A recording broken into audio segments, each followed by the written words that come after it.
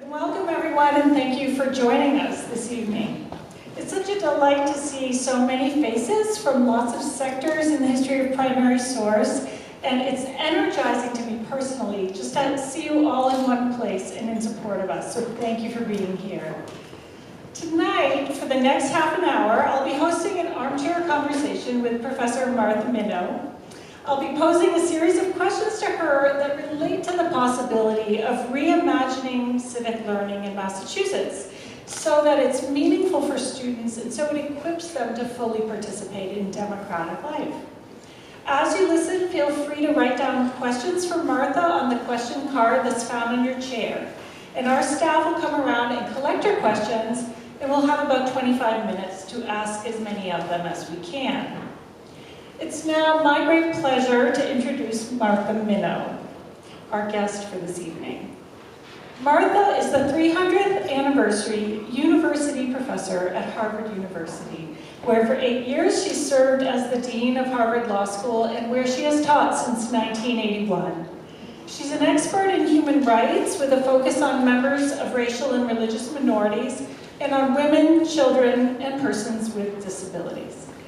She's also worked on transitional justice issues and the freedoms of speech and religion.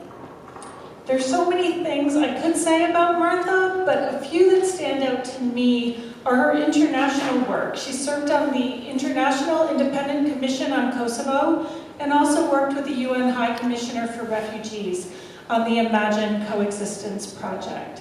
She's also worked with Facing History, a fellow educational organization that we greatly admire, to work on hatred and bigotry and promote civic engagement and human rights. Her books include several titles, but among them is a book called The First Global Prosecutor and a book called After Brown, America's Educational Landmark. Her forthcoming book is called When Should Law Forgive? Martha, with your wide-ranging interests and tremendous record of scholarship, teaching, and service, it's really an honor to have you join us for this conversation on civics. It's an honor to be here. Thank you.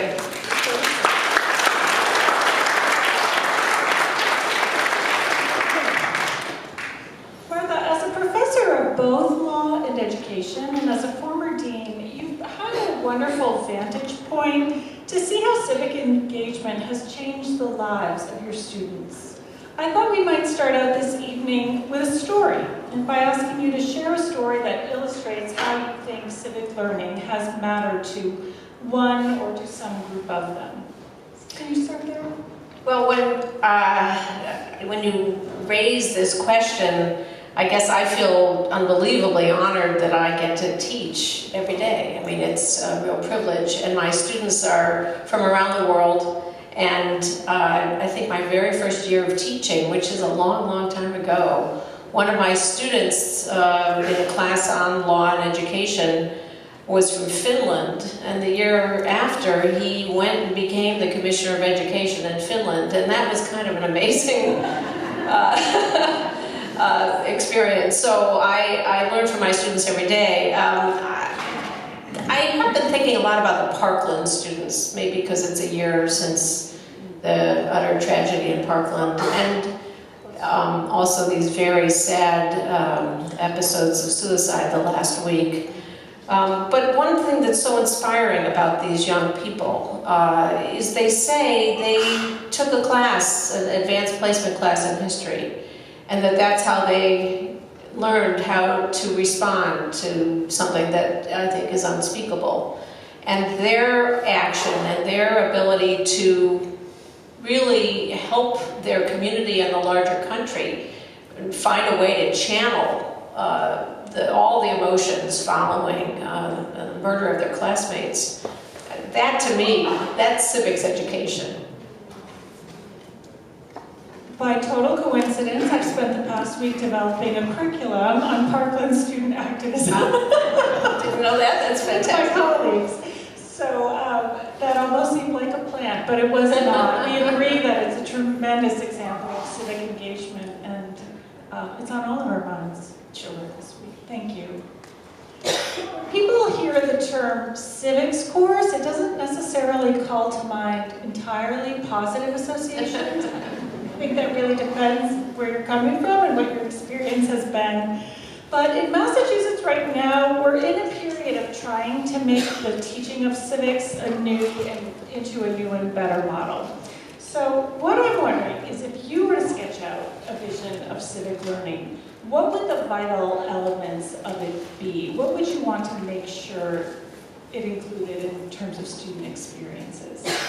Well, I hope we get a discussion about this, because there are many more in this room, including you, who've given so much thought and have lots to say about this. I am impressed by how emphatically and deeply Massachusetts has engaged this subject. I've been in a couple of conversations about it, and I'm really struck by people's efforts to really study what has worked.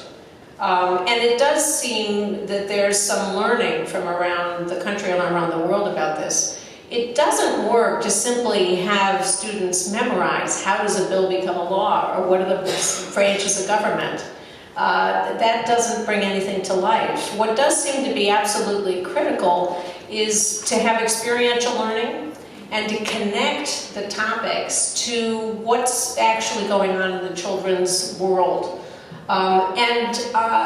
That actually has great accomplishment in terms of student engagement in the short term, but also student retention and their own putting into practice what they learn. And there are many ways to do this, and service learning is certainly often an important feature. I have been very impressed by the fact that civics education really kind of died in America, and it kind of died for many reasons. One was it didn't succeed in the competition between English and math and STEM. Another is that there seemed to be a campaign against it. And a third was that it was too dry, it just wasn't engaging. And so I think this reinvention, reimagination holds great promise. You know, one of the most interesting examples I ever heard really was from a kindergarten teacher who was trying to convey the basic ideas about law, and came and asked a bunch of us at the law school, how do you teach law to kindergartners? Well, we had no clue. But out of that conversation emerged a very interesting curriculum that started with a book using the characters in Noah's Ark, as all the animals are having a debate about how to avoid tipping the boat.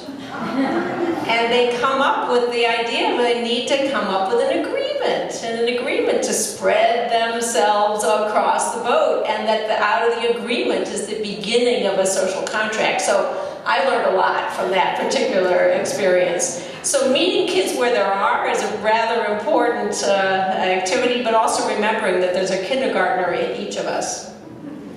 We always say start them early. It's true to that spirit.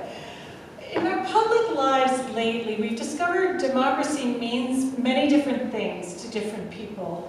Its core ideas are not just in the air we breathe and to be taken for granted. What are one or two of the principles of democracy that you think most need to be taught that really require some intentional cultivation? You know, it turns out to be a pretty complicated idea, but I think participation is at the core. The idea that actually nothing about us without us, which is a phrase from the disability rights movement, is actually a pretty good phrase for democracy, period. Nothing about us without us. Participation, and then figuring out, well, what does it mean to participate and how? Doesn't mean that you get what you want, but it does mean that you have a chance to be heard and to participate in the construction of what will govern everyone else. I do think equality is pretty basic, and it's pretty related to this idea that everybody gets a chance to participate. And I also think that checks and balances, pretty central, at least to the forms of democracy that have taken hold, not just in the United States, but since Montesquieu. The idea that you deal with the problems of power and the problems of oppression by making sure there are checks and balances, that no one person, no one institution has all the power. And that's a way to make democracy possible. Make it possible for people to govern themselves. Thanks. It seems like an important principle that we need to remember day to day in the U.S. 2/3 of Americans cannot name the 3 branches of government, which is a little bit disturbing since they are rather central to this notion of checks and balances. The day after the 2016 election, I was looking at the website for the White House. It said, our 2 branches of government. I got a little upset about that one. And it was corrected a couple weeks later.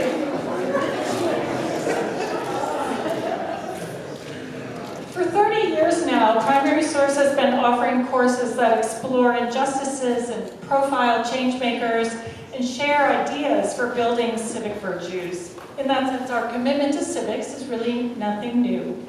What does feel new to us is the extent to which policymakers are looking to education to help fix problems in our society. Things like partisanship or uncivil discourse, racial injustice, and widening inequality. What do you think the role of education is in fixing what ails us? And what do you see as its limits? We have a long and storied history of asking schools to solve social problems. And often that's terribly unfair. You know, the social problem of the financial disaster, let's require financial literacy. Social problem, public health, let's have health education. There are, I think, too many burdens put on schools and on teachers to imagine that this will solve the problem. And at the same time, we cannot solve any problem unless we actually have meaningful, effective education. I was very struck when Jen said the phrase, knowledge, skills, and dispositions. We talk a lot about knowledge, and sometimes we talk about skills. We don't typically talk about dispositions.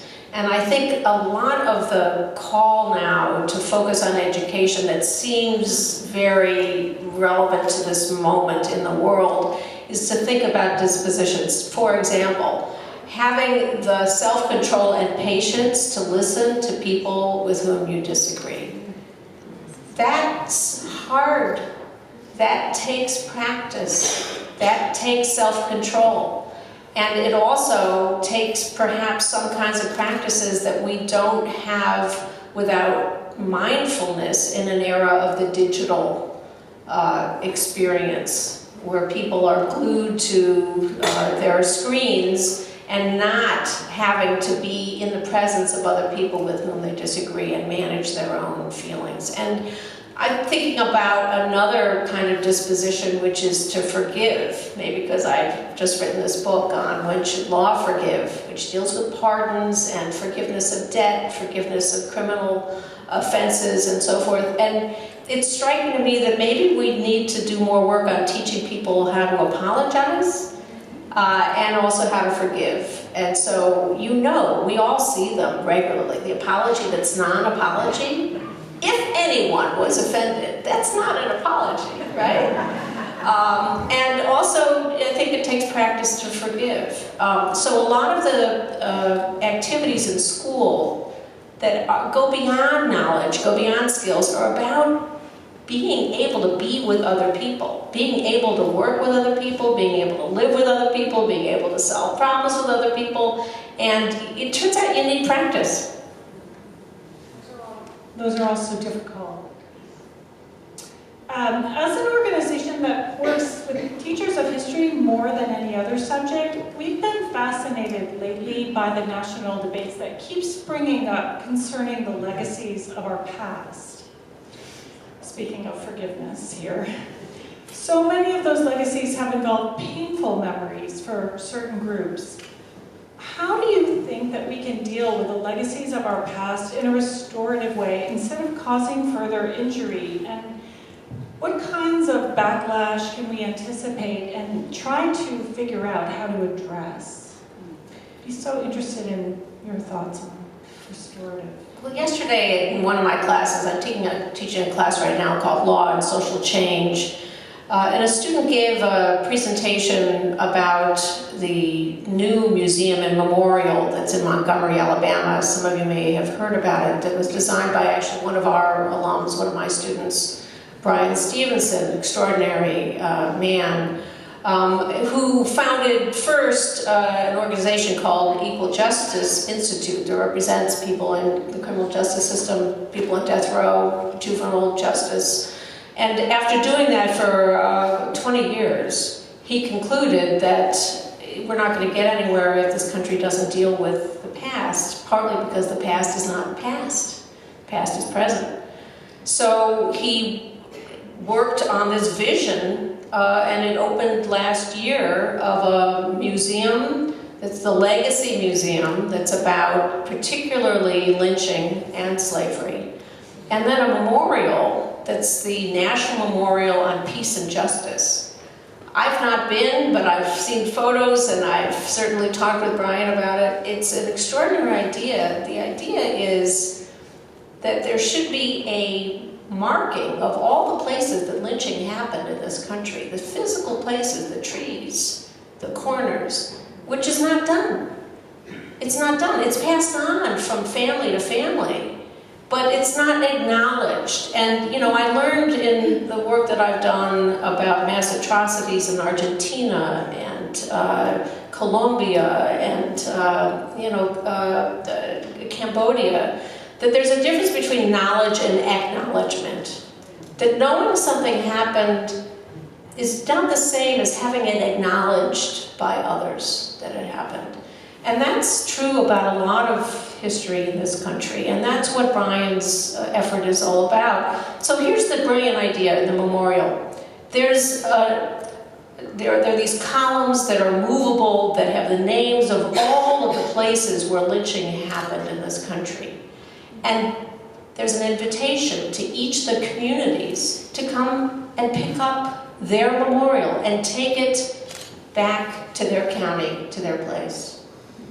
And then build a database and build the knowledge about all the places where lynching happened. And it's very, very striking to look at them all there, because 9 months later, no one has come to pick one up. And that's, of course, incredibly disturbing, but it also shows the brilliance of this monument, because with it not being picked up, that's the message as well. What this has done is made visible what was made invisible in these communities. And if you go to Montgomery, Alabama, and you go to the State House, you see, still to this day, the statues of Confederate leaders. And now they're in dialogue with this memorial, and it puts it in tension in a way that it had not been before. You know, will there be backlash? Well, we see backlash all over the country as people have proposed taking down signs of the Confederacy. I think that just suggests we have a lot of work to do. I'm struck as you're speaking by what an interdisciplinary project that is. We need the artists to make those memorials. We need the geographers and historians to help us identify those places. We need the legal mind to have that insight and to fight it in law. We really need every kind of teacher to be engaged in that process, and every kind of imagination. So it's very true. Wonderful for you to articulate a vision of it happening. I think it's actually a great assignment to give to kids, which is, how would you want to have a memorial designed? What would you like to see in your school or in your town after something that's in your lifetime or something long ago? And, you know, Maya Lin's extraordinary Vietnam memorial came from an assignment in class. You know, she had never designed a memorial before. I have seen this as an exercise in class, and students, you know, come alive thinking about it. It's great.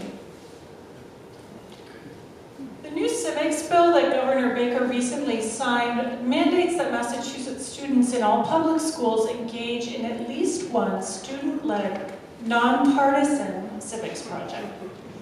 This places teachers in a somewhat challenging position regarding the question of what is partisan, what is political.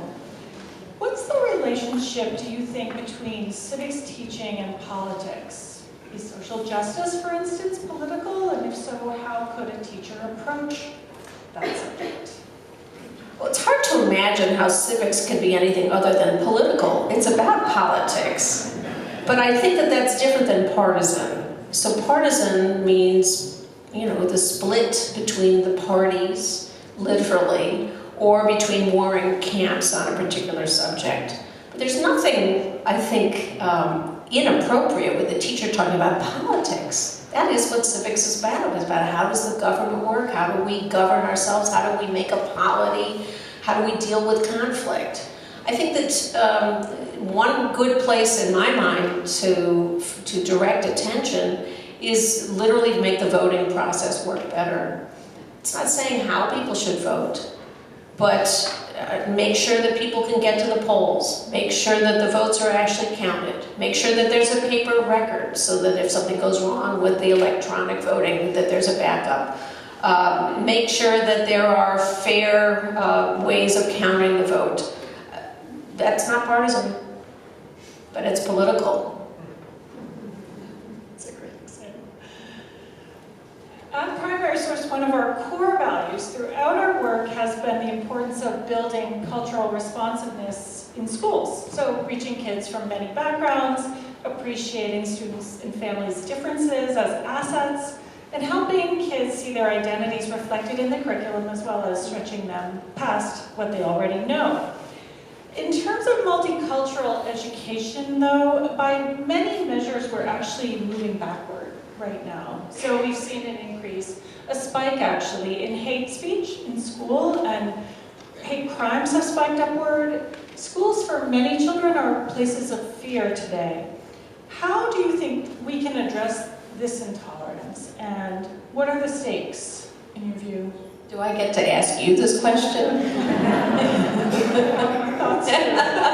I'd love to talk with you about this. It's, obviously one of the most disturbing aspects of this moment, and it's not just in this country, it's all over the world.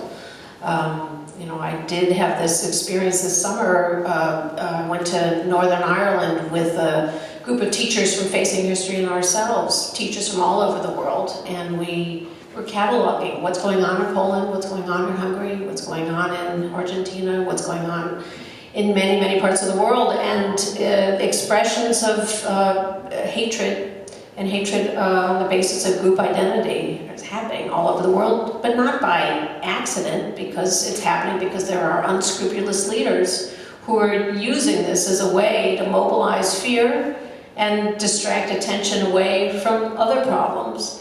So I do think that one activity that's important to engage in classrooms is to talk about where does this come from and why does it get expressed and who is benefited from it, and when is it more likely to be the case that people feel emboldened to say hateful things.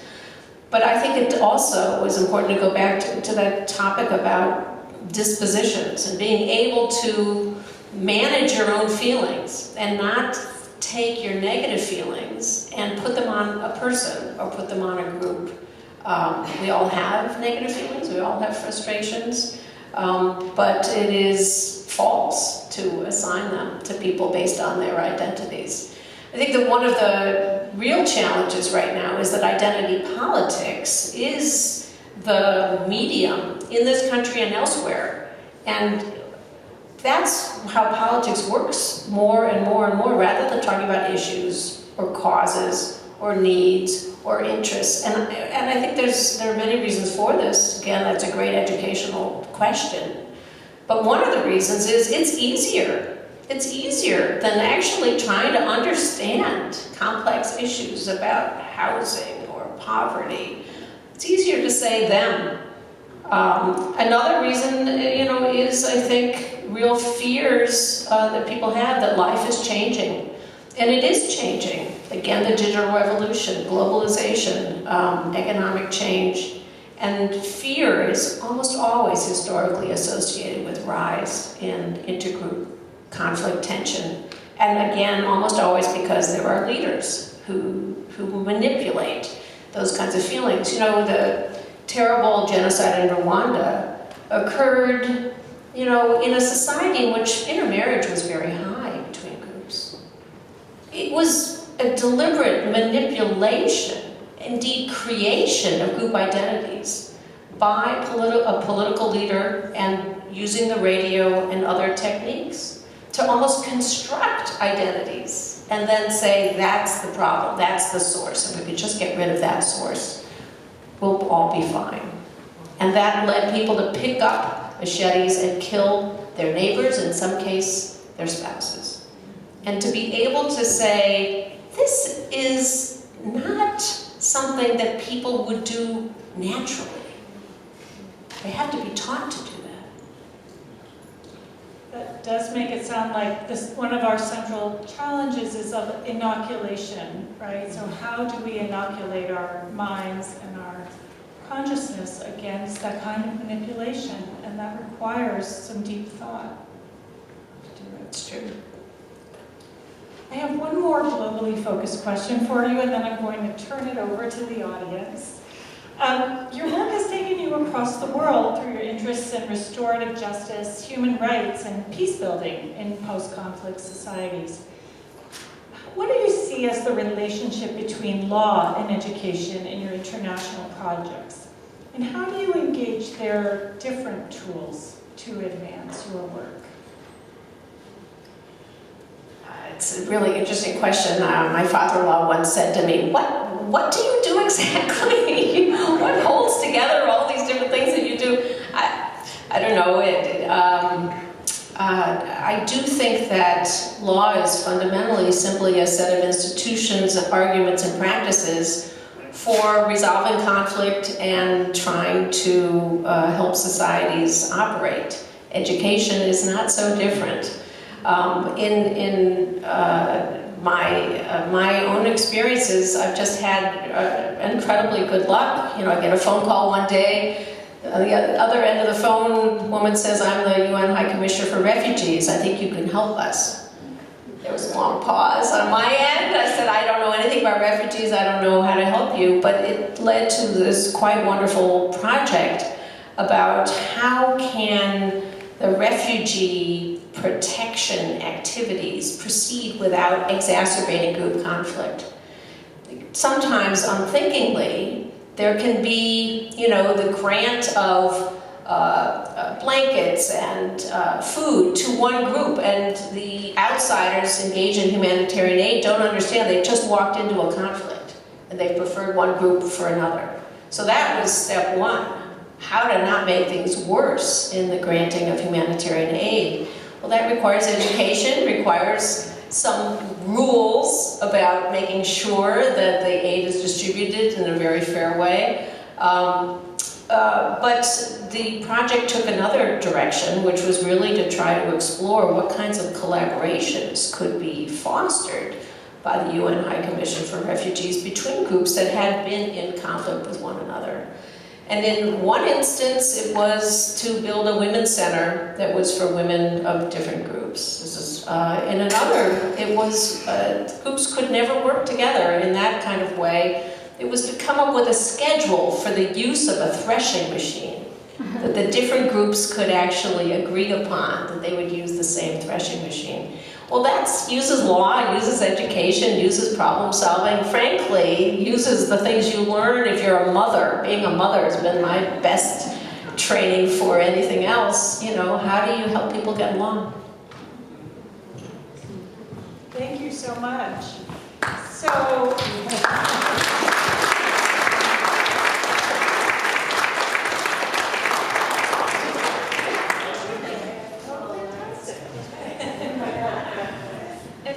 your turn. Our first question is, what guidelines would you provide to school systems distinguishing between free speech and hate speech? Just to start with a softball.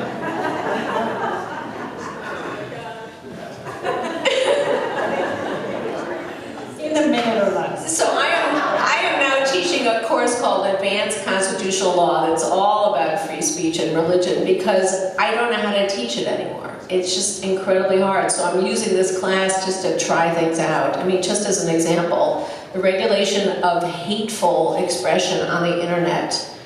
We don't have any tools to deal with it in this country. We don't have any tools to deal with it, partly because it's private, and partly because our First Amendment has been interpreted basically to limit the government in the regulation of anything that is purely speech. So other countries are dealing with it. The European Union is dealing with it.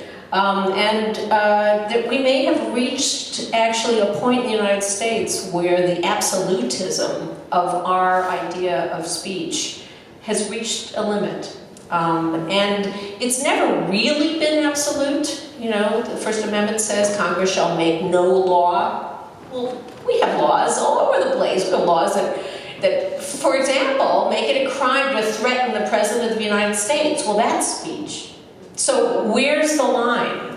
Well, that requires some balance. I think one of the challenges that we've had about hate speech is that there's the question of what is the perception of the listener, and then there's what's the intention of the speaker. And someone may very well be offended by speech, but it wasn't intended to be hateful. Then there's speech that is simply hateful, and that it's calling people names that have a negative, terrible tradition. This country, we have said we have large room for those kinds of things. That doesn't mean inside of schools you can't regulate. One of the critical elements of the First Amendment jurisprudence developed by the United States Supreme Court is the notion that even with broad protection of speech, there can always be time, place, and manner restrictions. You can actually have rules that say, in a library, there's no talking. In a school, in a classroom, people speak one at a time. That's a restriction on speech. These are time, place, and manner restrictions. And I see absolutely no reason why among those time, place, and manner restrictions are in a school, no one can call anyone a name that's a negative name. Outside, someplace else, that's somebody else's problem. But in a school, that's a prerequisite. Thank you. Next question. Do you have any ideas about how to address the great resource divide between our urban schools and our suburban schools? Switching from your law background straight into ed. Well, it's both though, because as long as we have schools financed, public schools financed largely by real estate taxes, and private schools largely by tuition, the inequalities in the society will replicate themselves. So at the moment, only 2 states have switched to a different system. So Hawaii and Michigan have switched to having statewide funding of schools. It's a beginning, but I also think here's where technology might be helpful. So I'm very intrigued by the Khan Academy. How many of you have used Khan Academy lessons? Some of them are pretty darn good. Well, Khan Academy has a partnership now with Andover Academy. Kind of amazing. One of the best secondary education institutions in the world, Andover Academy, has a partnership so that these extraordinary teachers there are designing the lessons that are going to be available, that are available, some of them already, for free through the Khan Academy. And the students at Andover participate in helping to make the lessons, test the lessons. Pretty great experience for them too. You know, technology is on the verge of making it possible for people in very different settings to feel like they're in the same room. So we're going to have less and less justification for denying access to the very best teachers for students who may never be able to get to Andover.